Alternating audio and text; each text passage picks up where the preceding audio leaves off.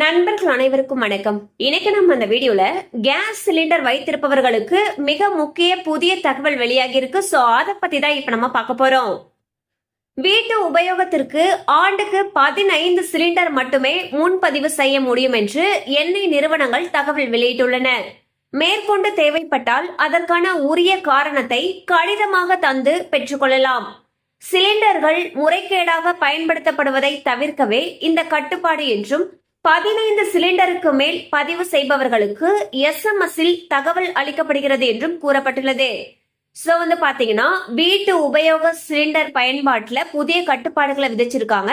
அதாவது வீட்டு உபயோக சிலிண்டர் பாத்தீங்கன்னா ஒரு ஆண்டுக்கு 15 முறை தான் நம்ம பதிவு செய்து பெற்றுக்கொள்ளணும்னு சொல்லியிருக்காங்க.